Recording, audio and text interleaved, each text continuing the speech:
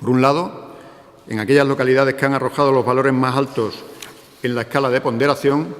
dotaremos a los centros de una unidad de atención compuesta por un facultativo y una enfermera en horario de lunes a viernes de 15:30 a 22 horas y los sábados, domingos y festivos en horario de 10 a 22 horas. Estas localidades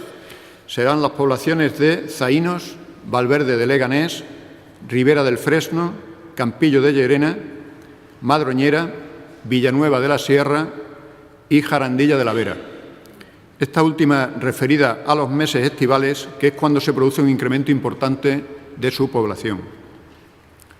Según la estratificación realizada de la población de estas localidades en el estudio llevado a cabo,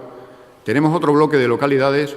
donde, con una puntuación inferior, es necesario abordar esta estrategia fomentando la asistencia de cuidados básicos a pacientes crónicos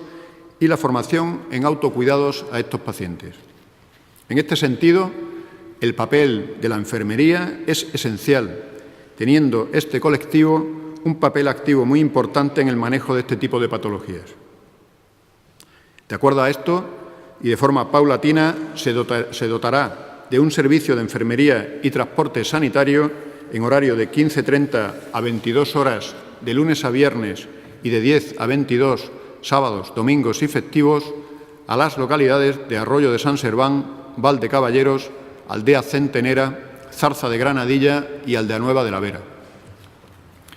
En estas localidades tendrán un papel muy importante las nuevas tecnologías en forma de conexiones con el centro de salud de cada zona, de forma que se pueda contactar con el facultativo que se encuentre en la cabecera para realizar cualquier consulta que la enfermera o el usuario puedan necesitar. Este plan, tal y como ha comentado nuestro presidente, es un plan abierto, revisable y ampliable, que estará en constante evaluación, de forma que a medida que el pilotaje vaya arrojando resultados, se irán incorporando otras localidades de las incluidas en este estudio o de las que no han participado en el mismo y que irán siendo evaluadas. Pero no solo serán objetivo de este plan las zonas rurales, también se extrapolarán estas medidas a los núcleos urbanos y a nuestros hospitales, de forma que la cronicidad será atendida por igual desde cualquiera de los niveles de atención.